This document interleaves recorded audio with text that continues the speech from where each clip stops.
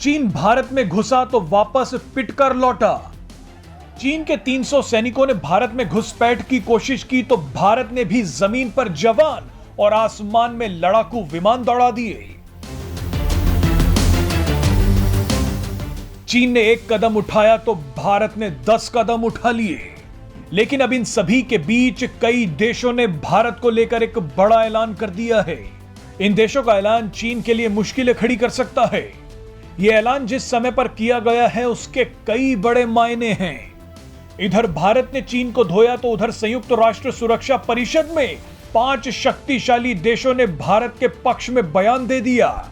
भारत में चीनी घुसपैठ के बाद अमेरिका, रूस, ब्रिटेन, फ्रांस और संयुक्त अरब अमीरात ने संयुक्त राष्ट्र सुरक्षा परिषद में भारत की स्थायी सदस्यता का समर्थन किया है। आपको बता दें कि भारत ने संयुक्त राष्ट्र सुरक्षा परिषद के सुधार पर आयोजित बैठक की अध्यक्षता की है। दिसंबर महीने में अस्थायी सदस्य के रूप में भारत संयुक्त राष्ट्र सुरक्षा परिषद की अध्यक्षता भी कर रहा है।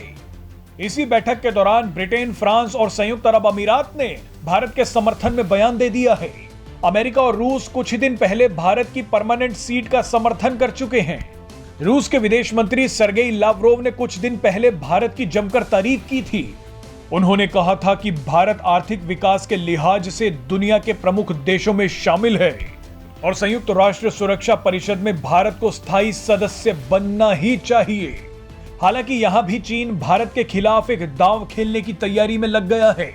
आशंका जताई जा रही है कि चीन संयुक्त राष्ट्र सुरक्षा परिषद में भारत की सदस्यता का विरोध कर सकता है। ऐसी स्थिति में सुरक्षा परिषद की सीट पर भारत की दावेदारी में मुश्किलें भी आ सकती हैं। आप जानते ही हैं कि चीन सुरक्षा परिषद का स्थायी सदस्य है। भारत लंबे समय से सुरक्षा परिषद में स्थायी सदस्यता की मांग करता रहा है। भारत चाहता है कि वो जल्द से जल्द संयुक्त राष्ट्र सुरक्षा परिषद का स्थायी सदस्य बने। कई लोग ये भी जानना चाहते हैं कि अगर भारत स्थायी सदस्य बनता है तो क्या उसे भी वीटो पावर मिलेगी। इस पर अभी कई तरह की चर्चाएं चल रही हैं।